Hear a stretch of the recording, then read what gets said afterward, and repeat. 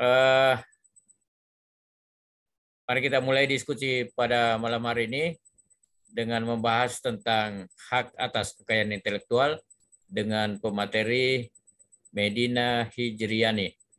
Kepada Medina nanti kami akan berikan alokasi waktu kurang lebih 10-15 menit untuk menyampaikan pemaparan presentasi materinya. Setelah itu kepada para peserta sekalian saya minta untuk bersiap-siap untuk memberikan tanggapan. Ya, kepada pemateri saya persilakan. Baik, terima kasih Pak.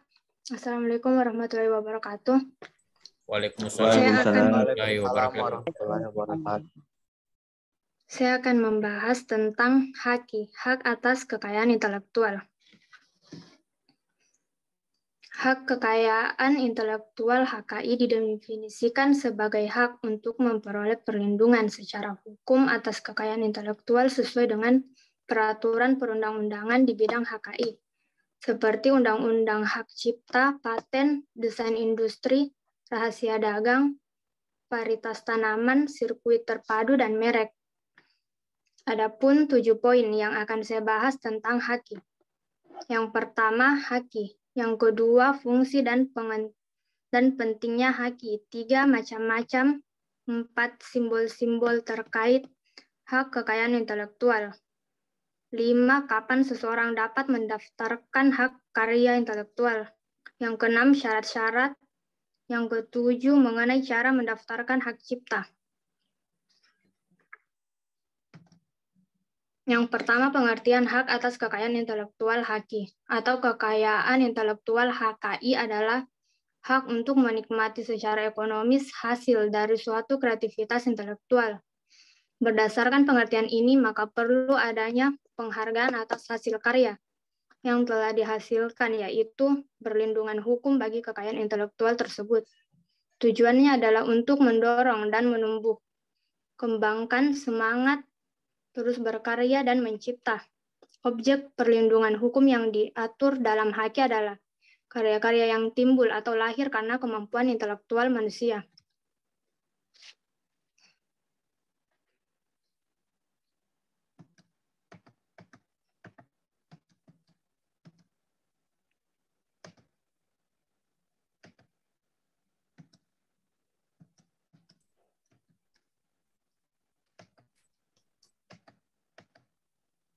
Lanjut, Medina. Iya, Pak.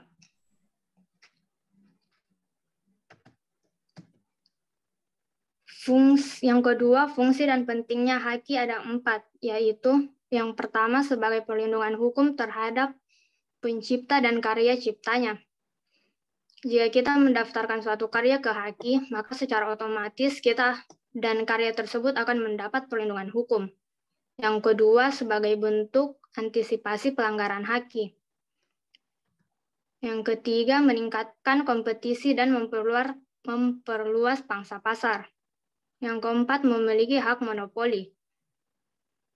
Sistem pendaftaran hak kekayaan intelektual ini hanya diberikan pada pihak pertama yang mendaftar ke Direktorat Jenderal HKI. Jadi selagi produk kita masih baru dan memiliki potensi yang bagus, maka harus segera daftarkan. Pendaftaran sejak awal ini juga bisa membuat kita memiliki hak monopoli untuk melarang pihak lain menggunakan hak kita tanpa izin.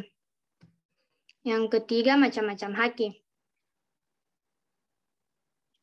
Secara garis besar, HKI dibagi dalam 2 bagian, yaitu yang pertama, hak cipta, dan yang kedua, hak kekayaan industri.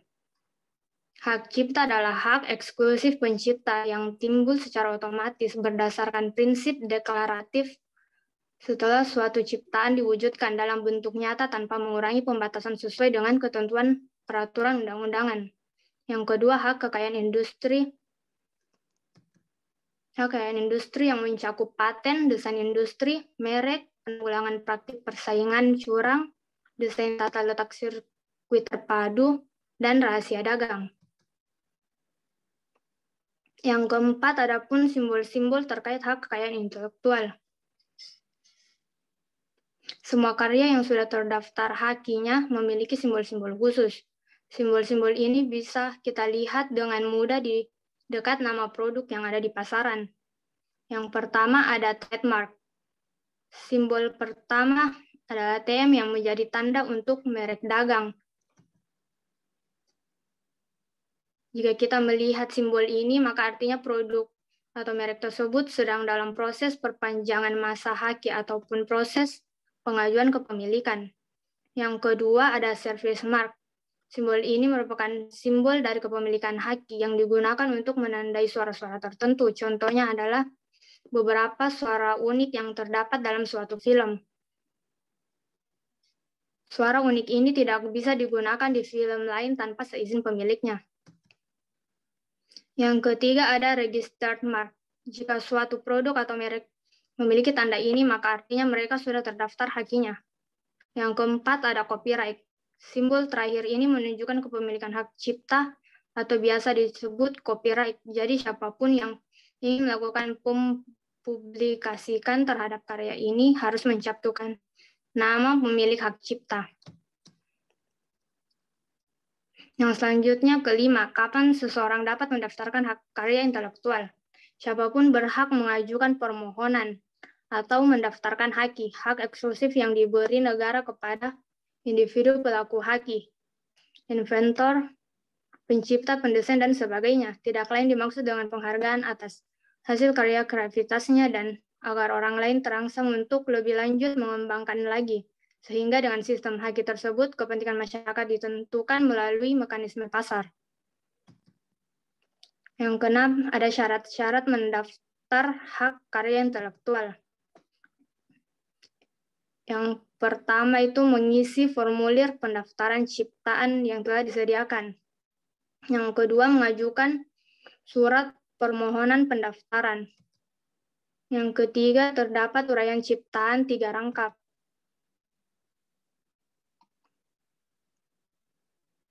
Yang selanjutnya mengenai cara mendaftarkan hak cipta. Cara mendaftarkan hak cipta terdapat di kantor wilayah Kementerian Hukum dan HAM.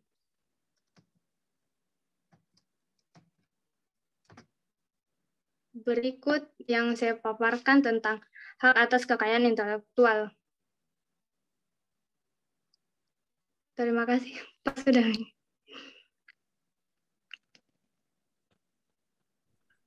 Oke, selesai Medina?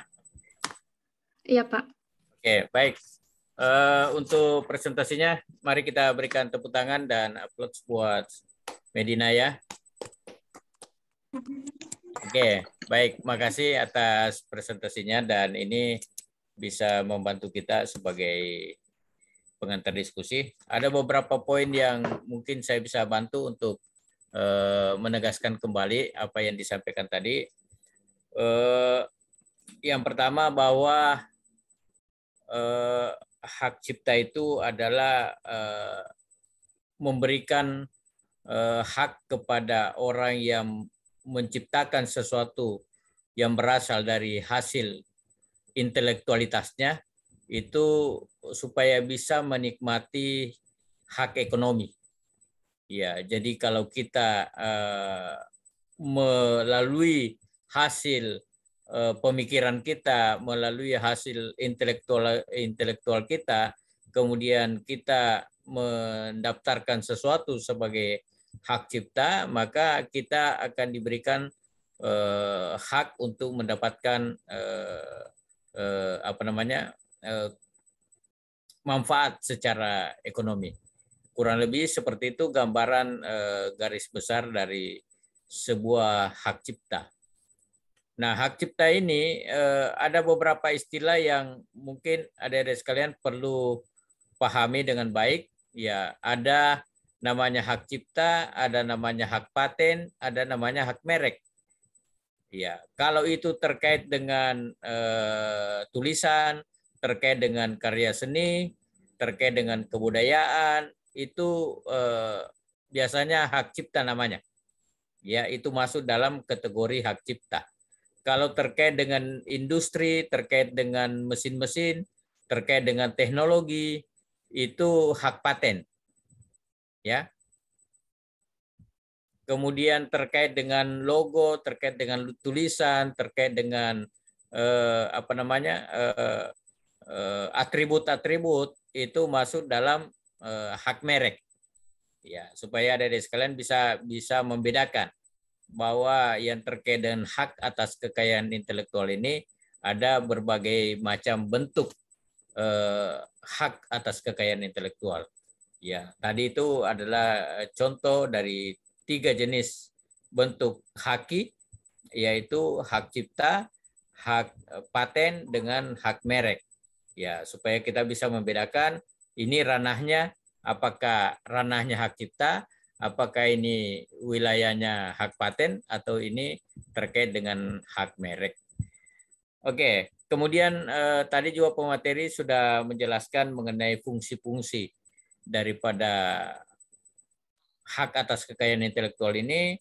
Yang pertama adalah memberikan perlindungan hukum, kedua adalah mengantisipasi adanya pelanggaran, kemudian yang ketiga adalah memberikan semacam kompensasi dan pangsa pasar, dan yang keempat tadi adalah untuk kepentingan monopoli. Ya, karena memang hak cipta ini adalah hak eksklusif. Ya, memberikan hak eksklusif. Kalau yang disebut dengan hak eksklusif itu memang hanya penciptanya lah yang memiliki hak untuk menggandakan, hak untuk membuat produk-produk yang lebih banyak lagi, produk-produk yang sejenis. Makanya biasa ada tulisan itu copy right ya, copyright itu artinya hak untuk menggandakan. Ya, berarti hak untuk menggandakan itu hanya ada pada penciptanya. Ya, kalau buku hanya ada pada penulisnya. Syarat utama daripada hak atas kekayaan intelektual ini adalah pendaftaran. Ya, pendaftaran. Karena banyak terjadi ada orang menciptakan sesuatu, menemukan sesuatu, tetapi tidak melakukan pendaftaran. Nah, kalau ini tidak dilakukan, maka pihak lain bisa mengklaim bahwa itu adalah ciptaannya. Makanya jika kita menemukan sesuatu atau menciptakan sesuatu, maka segera lakukan pendaftaran terhadap hak cipta kita. Dan tadi prosedurnya sudah dijelaskan oleh Medina ya. Ada 6 kalau tidak ada prosedurnya ya, kalau tidak salah. Itu dimulai dari pendaftaran, pengisian formulir, mengirimkan sampel daripada produk, ya, dan seterusnya. Ya, ini nanti akan kita lakukan pembahasan di dalam diskusi. Mari kita coba melihat kasus yang terkait dengan hak cipta dalam katakanlah penulisan, ya, karya tulis. Ya, biasanya mahasiswa itu di akhir-akhir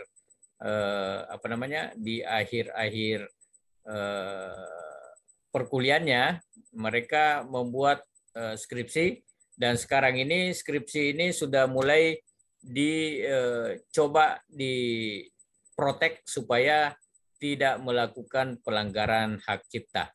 Makanya sekarang ada proses namanya cek plagiasi, ya, untuk mengecek sampai seberapa besar tingkat plagiat yang dilakukan terhadap hasil karya tulis mahasiswa itu.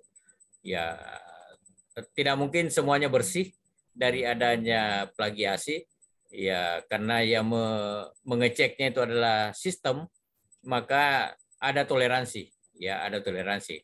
Tergantung dari masing-masing perguruan tinggi. Kalau di kampus kita itu toleransinya sampai 30%. Ya, itu toleransi yang bisa dimaklumi tingkat plagiasinya.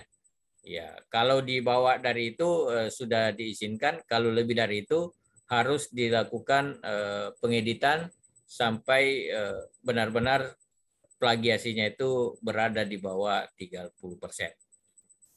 Yang saya ingin jadikan bahan diskusi sebelum ada kasus yang muncul dari peserta nanti adalah bagaimana tanggapan saudara tentang kebijakan kampus untuk menerapkan cek plagiasi sebagai upaya untuk menghargai hak cipta orang-orang yang terlebih dahulu telah menghasilkan hasil-hasil karya intelektual, baik itu skripsi, jurnal-jurnal maupun buku-buku yang sudah dibuat oleh orang-orang sebelumnya.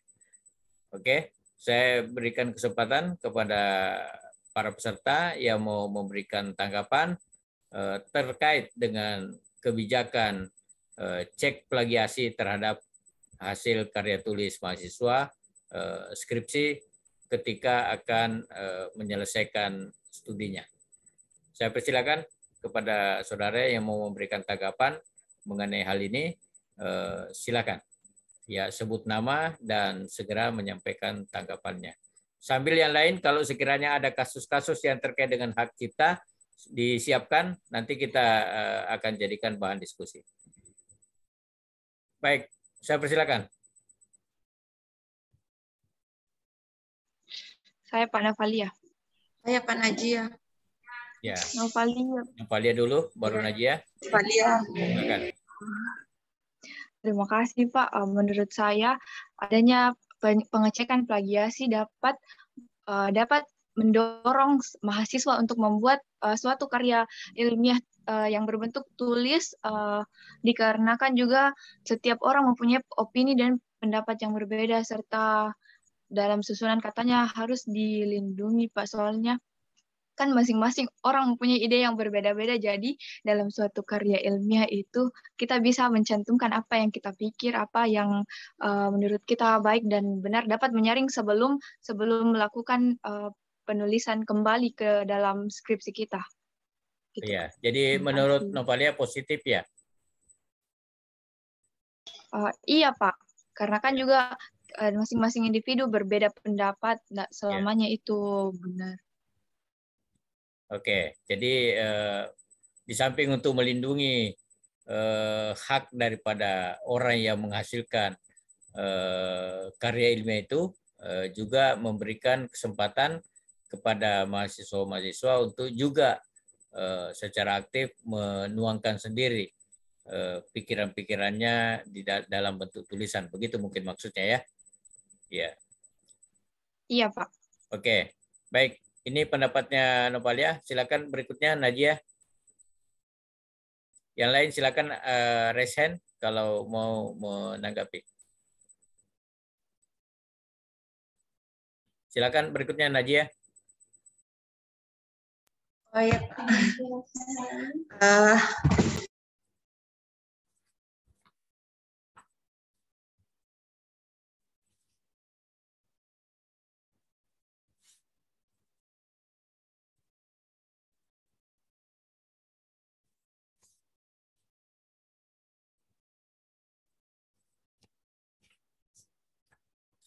Silakan dihidupkan mic-nya. Najia.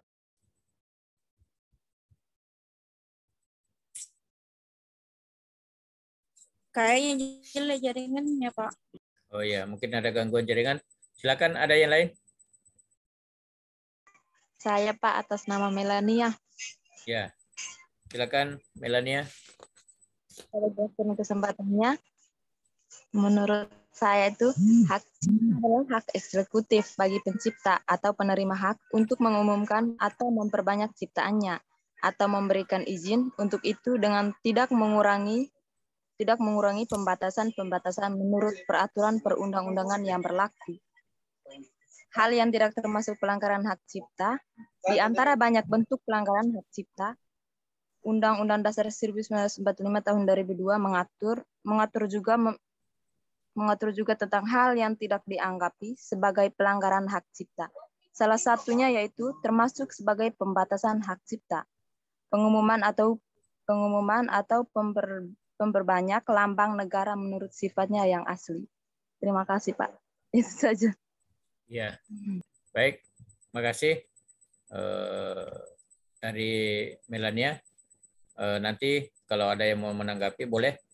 Berikutnya kepada peserta yang lain, ada yang mau menanggapi tadi dari pertanyaan diskusi yang saya sampaikan terkait dengan keharusan untuk melakukan cek plagiasi terhadap karya tulis. Saya, Pak. Silakan. Rinaldi, silakan.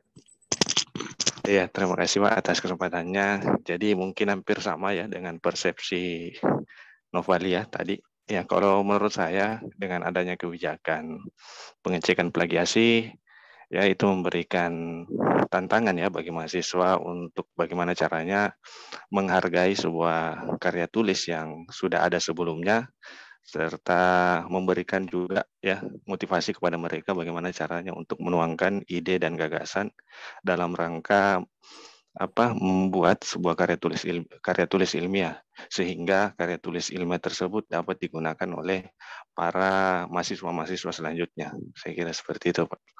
Iya, baik. Menarik pernyataan dari Rinaldi yang pada dasarnya juga sejalan seperti apa yang disampaikan oleh Novali sebelumnya ya, untuk memberikan kesempatan tantangan kepada mahasiswa untuk menghasilkan juga karya-karya ilmiah ya. Tentu ini adalah sesuatu yang direspon positif ya. Oke, baik. Ada yang punya pendapat yang lain? Silakan.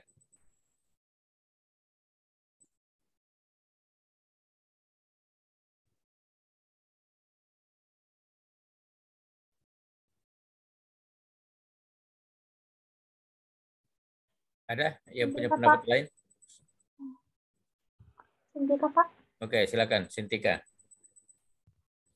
Baik, terima kasih atas kesempatannya, Pak. Menurut saya dengan adanya cek plagiasi itu sangat membantu dan sangat positif, karena dengan adanya kegiatan tersebut dapat membantu kita, membantu banyak orang untuk lebih menghargai karya orang lain. Jadi dengan adanya cek plagiasi itu bisa membantu kita untuk lebih ke kesadaran diri, gitu Pak. Jadi kita lebih belajar bagaimana caranya menghargai karya orang lain dan tidak selalu mengikuti karya milik orang lain, Pak. Terima kasih, Pak. Ya.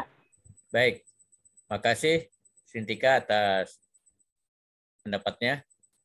Masih ada yang mau menambahkan, menyampaikan pendapatnya mengenai hal yang sedang kita bahas?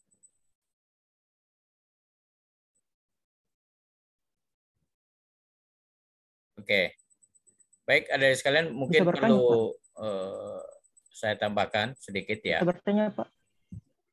Ya, sebentar saya jelaskan dulu sedikit ini mengenai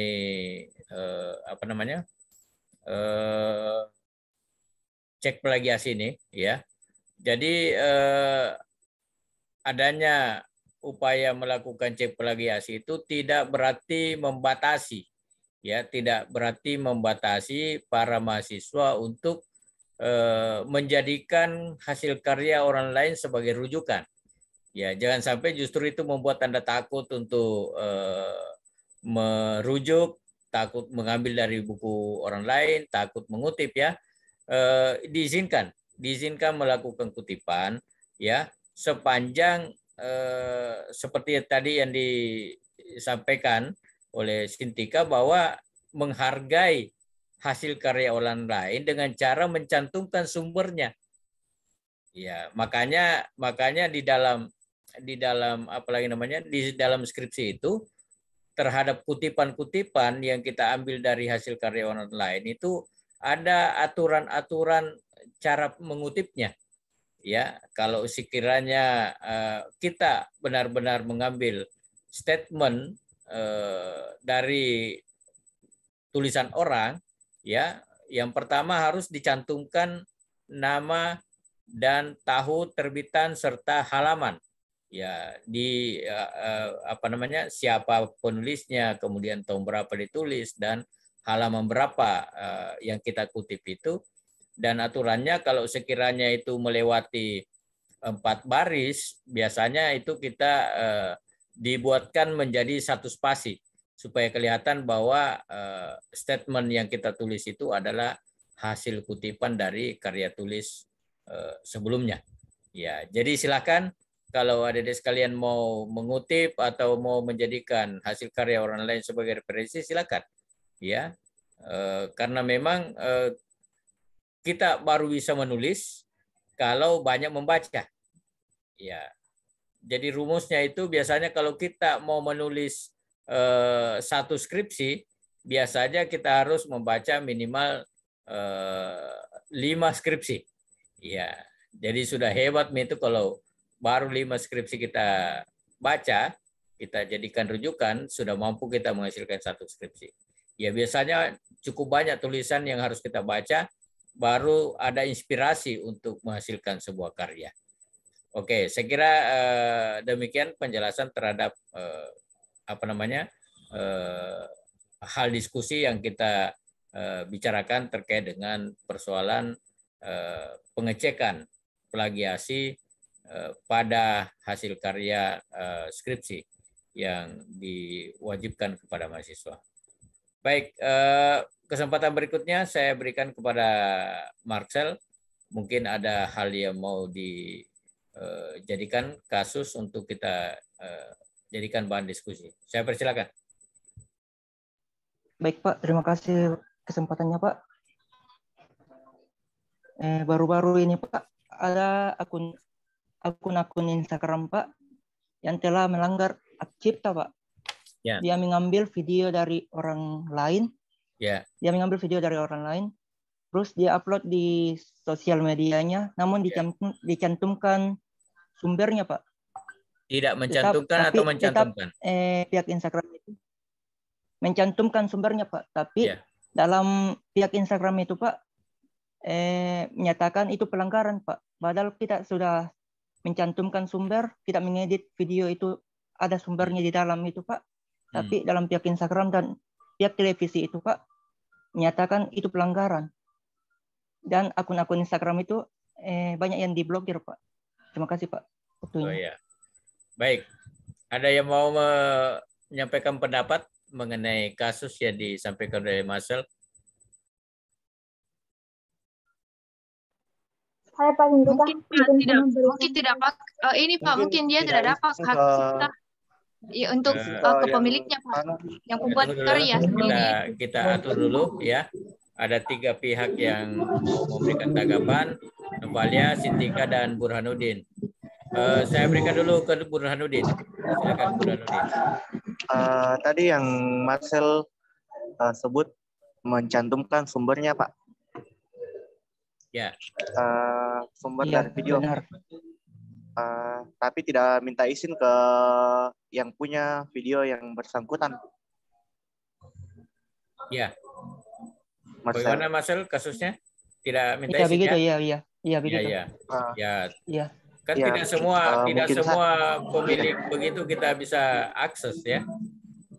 Oh iya Pak. Tapi mungkin saja yang punya video keberatan karena bukan dari yang ini yang punya video langsung yang dia mintai videonya, jadi dia katakan itu pelanggaran Pak. Seandainya yang orang yang ambil video dari yang punya video minta izin langsung ke yang punya video, mungkin tidak ada masalah tentang ini yang kasusnya Pak. Tapi kan ini dia ambil video tanpa pemberitahuan yang punya video. Jadi begitu nih Pak. Saya rasa ada juga nggak lekja. Iya. Saya Pak Najia sedikit tambahan. Tambahan Pak. Pendapatnya Burhanuddin ya. Oke. Tambahan Najia Pak. Pak Nur Fajria. Tambahan. Pak. Berikan dulu. Saya tambahin lagi Pak. Sebentar Najia, silakan Nur Fajria dulu ya, baru ke Najia.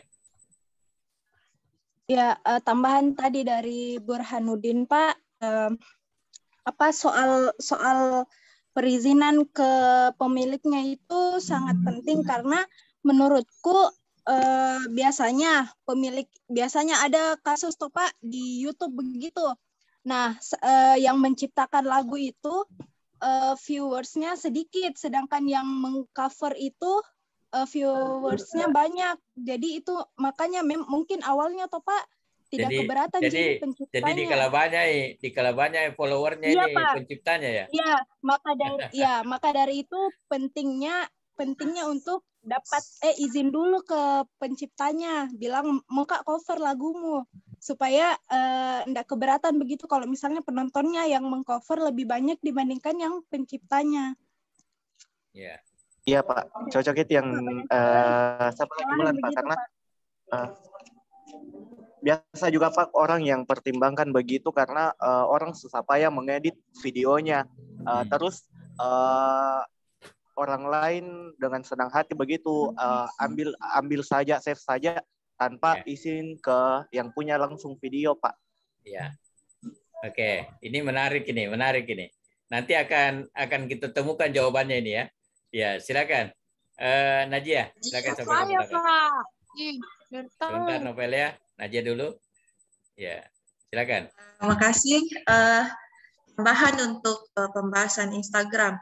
Begini, kan pengalaman saya juga pernah memposting di Instagram, tetapi postinganku itu kayak diblokir sama Instagram. Di situ keterangannya melanggar hak cipta. Jadi saya sharing sama teman-teman, salah satunya itu yang pertama dari pihak Instagram tidak ACC musiknya itu masuk di bagian sosial media Instagram. Yang kedua, sama tadi yang disampaikan ke Burhanuddin, salah satu juga belum tadi yang Burhanuddin.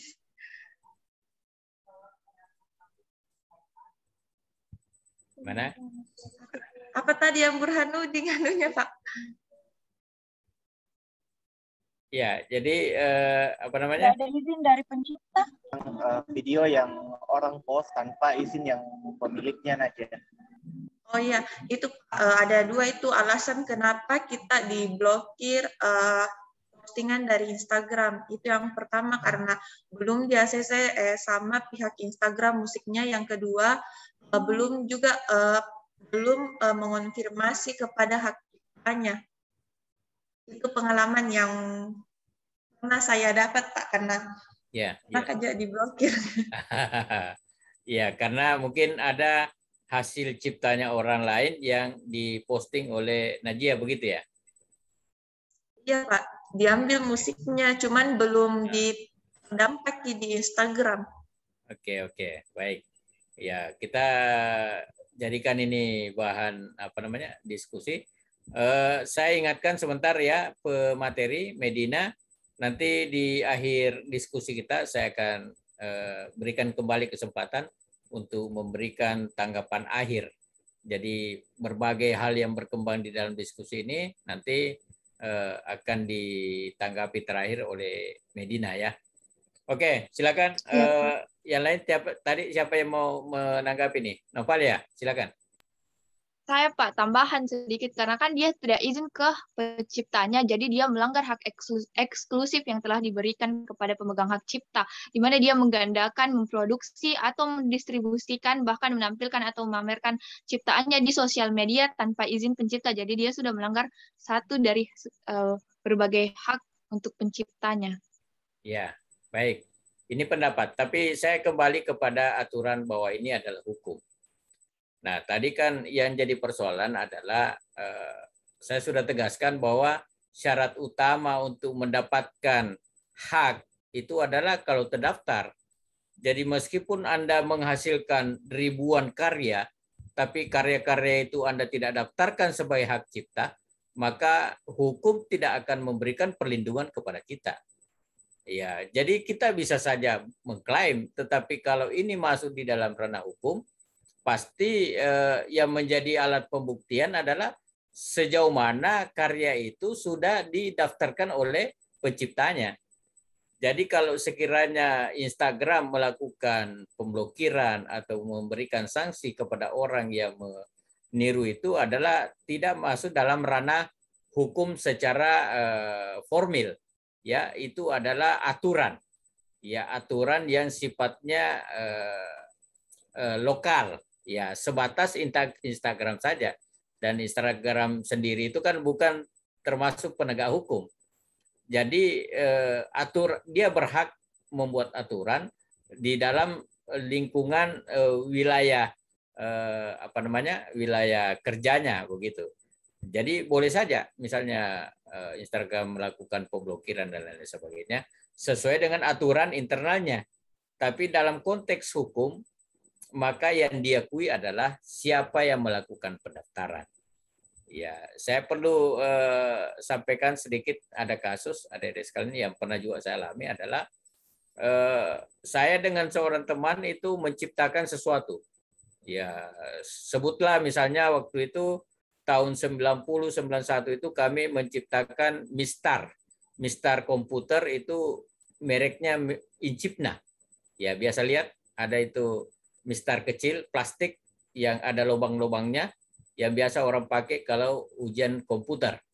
Ya. Nah, itu kami yang ciptakan.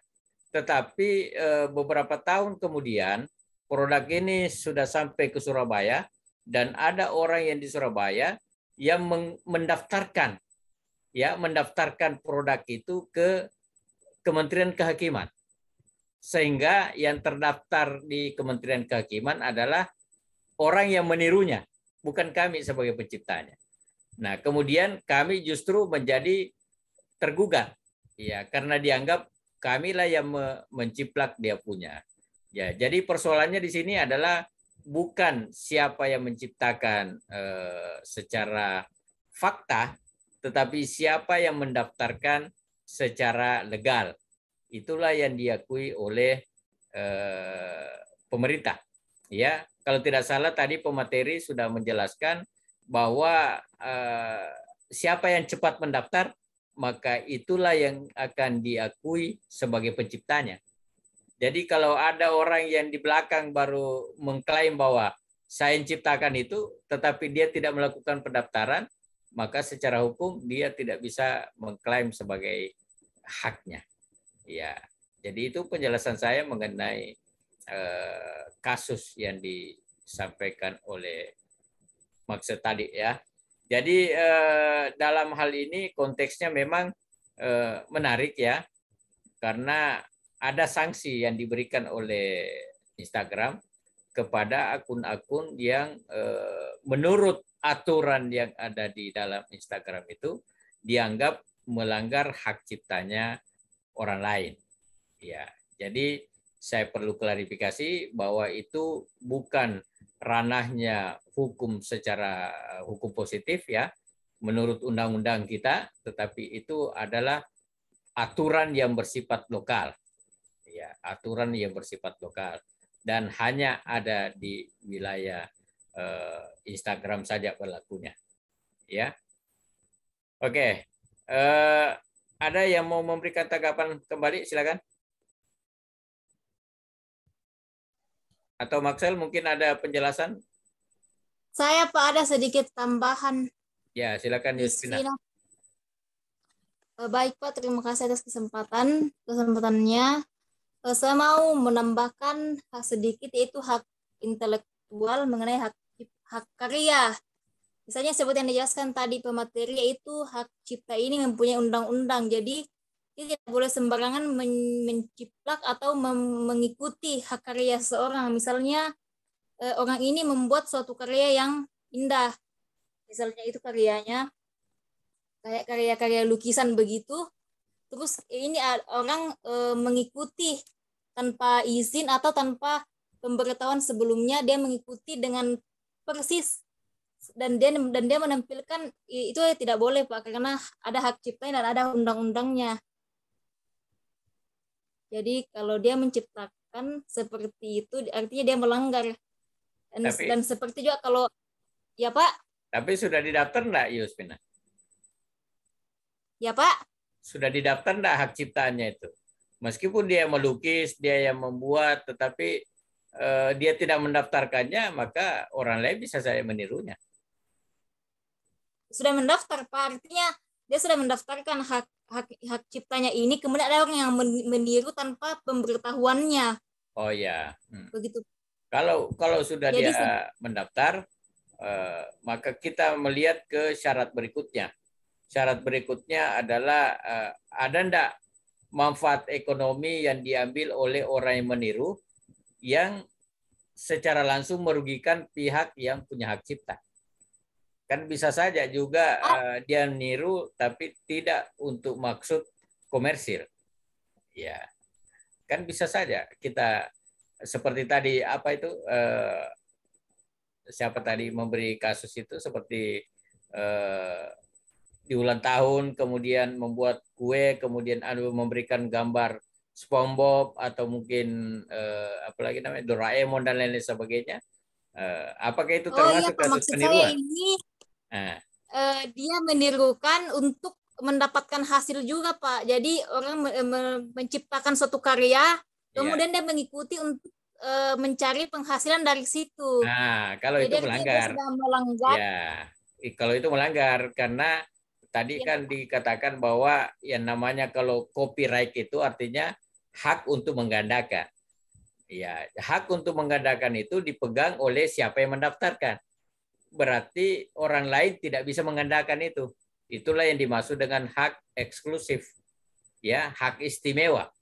Ya, jadi orang yang melakukan pendaftaran terhadap hak cipta sebuah karya itu memang diberikan perlindungan oleh hukum dan diberikan hak istimewa. Apa hak istimewanya? Adalah hanya dia yang berhak untuk mendapatkan menggandakan produk tersebut. Ya, orang lain tidak bisa. Ya. Oke, ada hal yang perlu lagi saya jelaskan kepada adik sekalian. Kalau sebuah hak cipta sudah didaftarkan, apakah kita bisa memberikan lisensi kepada pihak lain untuk menggandakan? Kan haknya kita yang pegang nih. Ya. Bisakah kita pindahkan hak itu kepada orang lain? Tergantung Pak dari yang membuat karya itu, apakah dia mau menggandakan atau tidak. Menurutnya saya nggak bisa sih Pak, karena kalau hak kekayaan intelektual itu kayak paten Pak. Jadi kayak aset tak gitu. Masa kita mau kasih ke orang lain, kecuali ada yang royalti daripada penggandaan itu Pak. Cuman nggak paten sifatnya Pak untuk penggandaannya. Ya, maksud saya tadi itu sama dengan buku, ya, sama dengan buku. Saya yang punya hak cipta karena saya yang tulis itu buku. Kemudian penerbit itu bisa saya menggandakan buku itu. Ya, tetapi setelah mendapat izin dari yang pemegang hak cipta. Nah, benar tadi yang disampaikan oleh Burhanuddin adalah sepanjang hak royalti diberikan kepada pemegang hak cipta, ya, sesuai dengan berapa secara proporsional hasil-hasil karya yang digandakan. Ya, itu namanya hak royalti. Ya, itu boleh. Ya, jadi boleh dari sekalian, meskipun itu adalah hak eksklusif, tetapi bisa kita pindah tangankan, ya tentu dengan melalui perjanjian.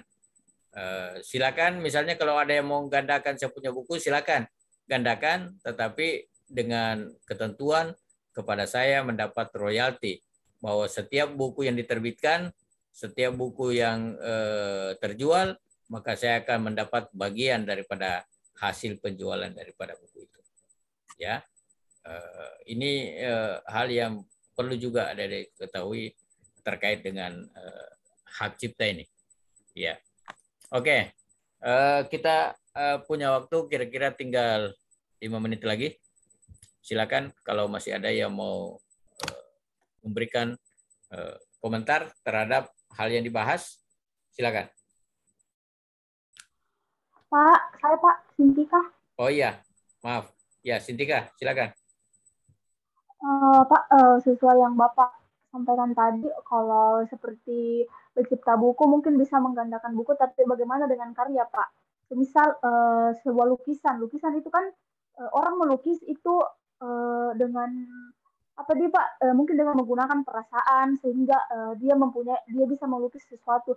Terus apakah itu bisa digandakan? Bagaimana sih Pak kalau misal dia mau menggandakan, ada orang yang mau mengikuti cara dia melukis karyanya, akankah bagaimana dia Pak, yang punya karya, dia kasih izin atau bagaimana Pak? Karena kan setahu saya kalau kita melukis atau kita menggambar sesuatu itu kan pasti ada penjiwaan Pak. Iya. Bagaimana tanggapan Pak? Iya. Jadi jelas yang setiap karya itu kan pasti diikuti dengan perasaan ya, apalagi kalau karya-karya itu terkait dengan karya seni. Ya, karya seni itu selalu mengikut sertakan perasaan orang yang menciptakannya. Nah, apakah itu bisa digandakan? Ya, itu tadi tergantung dari kesepakatan antara yang punya dengan yang mau menggandakan. Tetapi saat ini teknologi dalam bidang grafika sudah sedemikian luar biasanya ya. Orang bisa menduplikasi ya, dan nilai perasaannya memang tidak muncul di hasil duplikasi, tetapi dari sisi estetika itu bisa saja persis ya. Misalnya ketika ada orang melukis sesuatu, kemudian sekarang ini teknologi sudah mampu memindahkan hasil karya itu kepada media yang lain dengan hasil yang sama, bahkan ada yang lebih bagus daripada aslinya. Ya, kita biasa melihat sekarang ini orang bisa menggambar-gambar dengan aplikasi-aplikasi yang ada ya. Kita menjadi model kartun atau kita mungkin bisa lakukan editing yang tadinya mungkin mukanya sedikit agak bengkok misalnya ya, itu bisa diluruskan dan lain-lain sebagainya. Ini perlu juga dipertimbangkan mengenai kemajuan teknologi di bidang grafika ya. Kalau masa lalu ketika orang belum bisa mereproduksi sebuah karya, mungkin masih sulit ya. Ketika ada orang melukis, maka tidak ada satupun orang yang mampu melukis dengan hasil yang sama. Meskipun dia bisa mencontoh, tetapi pasti akan berbeda dengan hasil awalnya. Ya, tetapi sekarang dengan teknologi yang sudah maju, maka orang mampu menciptakan persis seperti apa yang ditiru. Ya, bahkan sekarang uang pun ada orang yang mencetak uang, ada yang membuat uang palsu dan lain-lain sebagainya ya. Ini saking pentingnya kita memahami hal-hal seperti ini. Ya, jadi saya kira faktor teknologi harus dimasukkan sebagai salah satu aspek yang perlu dibahas terkait dengan persoalan hak cipta ini. Oh maaf adik-adik sekalian, mungkin masih mau kita berdiskusi, tetapi waktu sudah tinggal beberapa menit lagi, mungkin tidak memungkinkan lagi untuk kita berdiskusi lebih lama ya. Saya kira intinya bukan kita mau membahas segala hal itu secara tuntas, tetapi kita sudah memberikan kesempatan kepada semua peserta untuk menyampaikan tanggapan-tanggapannya terhadap masalah yang dibahas di dalam diskusi ini. Dan sebagai penutup, seperti yang saya sudah sampaikan sebelumnya, kepada pemateri, Saudara Medina Hijriani, saya berikan kesempatan untuk menyampaikan closing statement atau komentar-komentar akhir. Silakan. Tanggapan tentang yang diskusi tadi, Pak? Iya.